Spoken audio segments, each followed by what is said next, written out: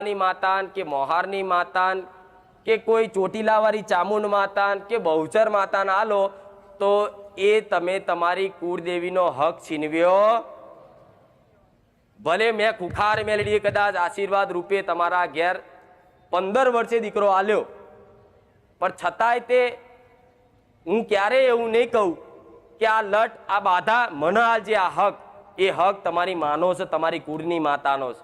જ્યારે તમારા વડવાઓએ આ રીતે કદાચ કોઈ માતાએ આશીર્વાદ આલ્યા કે જા આટલા 2 વર્ષમાં તારા ઘેર દીકરો આવશે, અને કદાચ 15 વર્ષથી બાધાઓ રાખી રાખીને થાક્યા હોય અને પછી કદાચ કોઈ ભુવાજીએ આશીર્વાદ રૂપે કે દાણા જોઈને એને કીધું હોય કે 2 વર્ષ રે કે વર્ષમાં તાર ઘેર દીકરો થાય, મોનજીક મેં સધી આલ્યો કે મેરડી આલ્યો, પણ તારે ભુવા એવું ધૂણીને બોલતા આ દીકરો તારી પેઢીમાં કદાચ આ વારસદાર હું વધારી આલું ને તો આનો હક મને આલજો, એમ કરી અને કુળદેવીનો હક અધિકાર છીનવી અને તમે ભુવાઓની માતાઓની લટ આલી તમારા બાપ દાદાએ, અને તમે અત્યારે હાલ કઈક પેઢીઓમાં આવું ચાલે છે.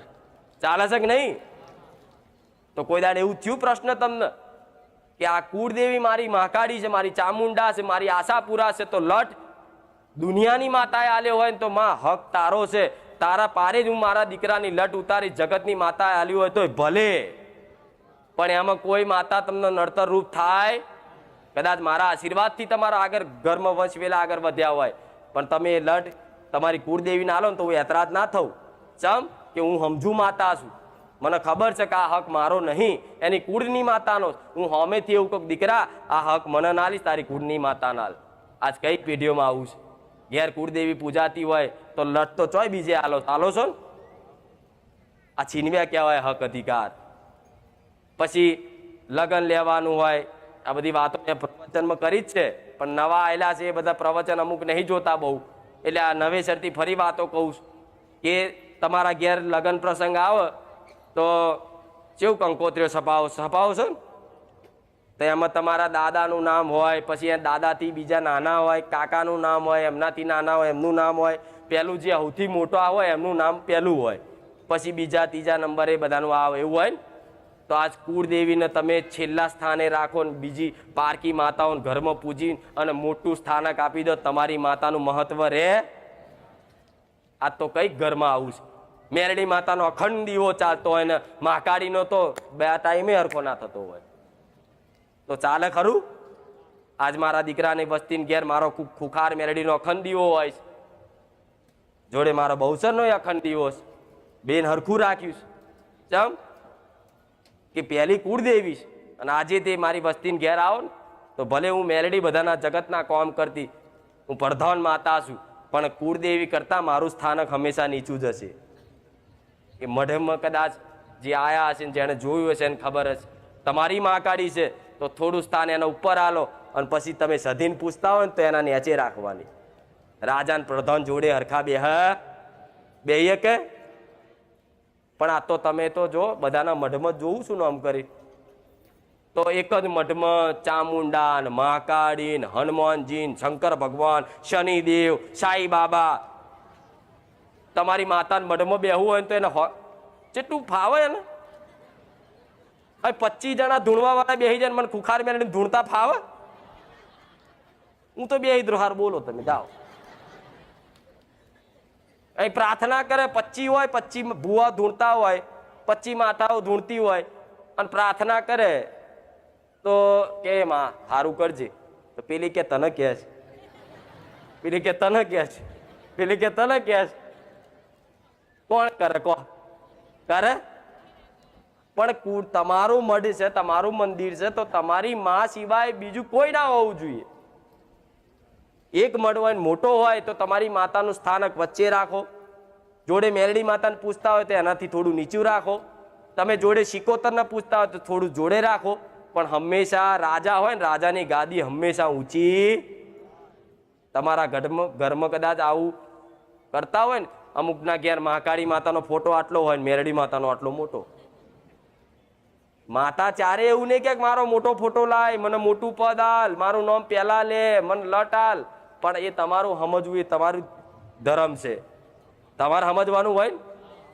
મહાકાળી કહે છે કે દીકરા તું આ મને તારો હક તારી પેઢીનો જે મારો હક છે એ છીનવ્યો છે, એ હક આપી દે, જા, હું તારી પર પ્રસન્ન થઈ જઈશ. ચારે મહાકાળી બોલશે? નહીં બોલે તો રિહાઈને બેઠીશ. મારા દીકરાને કોણ સદબુદ્ધિ આલે? એટલે તો મારા પારે સદબુદ્ધિ લેવા મોકલ્યા છે કે મારા દીકરાઓને કે મારા હક અધિકાર છીનવ્યા હોય ને તો મને પાછા આપી દે, તો કદાચ એની કુળદેવી હું કમ નહીં. કરશો આટલું? તમને ખબર છે કે અમારી બાબરી અમારી કુળની માતા ચામુંડ માતા છે, અને અમારા વડવાઓ ગોમ ટોળાની વેરાઈ માતાએ બાબરી આલે છે. તો તરત તમારે સમજી જવાનું કે અમારી કુળદેવીનો હક છીનવાયો છે. પણ આટલા વર્ષે, 20 વર્ષે તમને ખબર પડે, 50 વર્ષે ખબર પડે, તો આજે તે એનો ભૂલનું નારિયેળ વધેરી અને કોણની બૂટ ચાલીને કહેજો, હવે પછીમાં જે તે કદાચ વારસદાર દીકરા આવશે ને, અને પહેલો ખોડાનો દીકરો જે હશે ને, એની બાધામાં તારા પારે ઉતારીશું, અમારું વચન છે. તરત કુળદેવી કે હા દીકરો જાગ્યો. તરત આંખો મોટી થાય કે જો મારા દીકરાને સદબુદ્ધિ આવી. તરત તમને ખંચેરીને ખોરે લઈ લે. પણ આ તો તમે કેટલાની પેઢીમાં આવું છે? તો કહો, આંગળી તો ઊંચી કરો કે કુળદેવી અમારી બીજી છે ને બાબરી બીજી લેવાય છે. કહો તો ખરા. જો સચ એટલાય જો લેવાય છે ને, તો આ ચાલે ખરું? વિચારો તમે, તમારી બુદ્ધિ વિચારો, જ્ઞાન સમજ લો. આ ચાલે? તમારું ઘરમાં હોય, ઘરમાં કોઈ પ્રસંગ હોય કે ગમે તે હોય, કોઈ વડીલ હોય એને તમે નીચે બેહાડો અને એનાથી કોઈ નાની ઉંમરનો હોય એને ઉપર બેહાડો, તો વડીલનું અપમાન થાય કે નહીં? થાય કે નહીં? એવી રીતે તમારી કુળની માતા છે એને નીચે રાખો, જગતની માતાને ઉપર રાખો, તો એનું અપમાન થાય કે નહીં? તમારા ઘરમાં, તમારા મઢમાં જ આવી ગલતીઓ થતી હોય તો તમે લાખ દીવા કરો, પણ તમારી માં ક્યારે રાજી થશે? આ કેટલા કરશે આ મારી વાતનું પાલન? બધાય. બધાને ગલતી છે જ તે. આ જો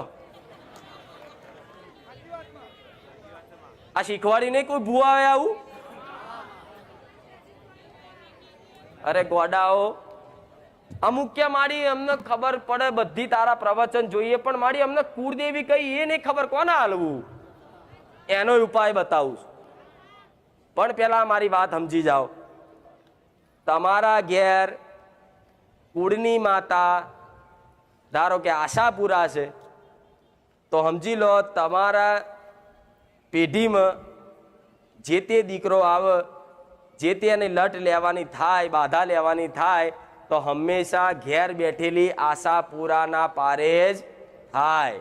પછી આશાપુરા ઘેર બેઠી હોય અને કે લાવ આપણે કચ્છની આશાપુરાએ જઈને કરીએ, પણ કચ્છવાળી નહીં, તમારા ઘેર બેઠીને એ અસલ તમારી કુળની માતા છે.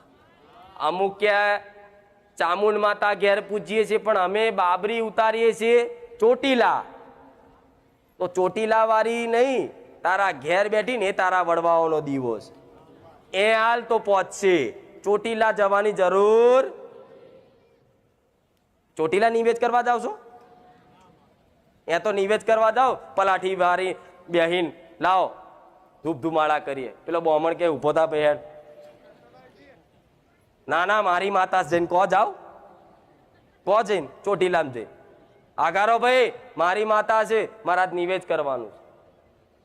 પેલા 4 જણા બાઉન્સર બોલાવશે, આને ઉચકીને બહાર નાખી દો. કે જ્યારે તમારા ઘેર બેઠી હશે ને પલાઠી વાળી નિવેદ કરવાનું હશે ને, તો તમને કોઈ રોકશે નહીં કે આજ ભાઈ અહીંથી જતા રહો, જેમ કે તમારા ઘેર તમારી અસલમાં બેઠી છે. આ શું ખોટું? પાવાગઢ જાઓ અને કહો જાઓ ચુંદડી ઓઢારીશ, ઓઢારવા દેશે અંદર? ગમે ત્યાં ચોખ્ખા તૈયાર થઈને આવ્યા છે ને તો કે ભાઈ આગો રે અડવા નહીં કે છે ને, તો તમે કહો છો ક્યાં કહેતા હોય મહાકાળી મારી છે. પેલો બ્રાહ્મણ કે છે લઈ જાઓ હડો ભાઈ બહાર. આ બધું ઘેર કરવાનું. શું કે એ બ્રાહ્મણ શું કે, એના સેવકો શું કે, આ બધું અહીં નહીં કરવાનું ભાઈ, ઘેર કરવાનું. એ માતા એવું કે છે કે દીકરાઓ ઘેર કરો, એ જરૂર નહીં.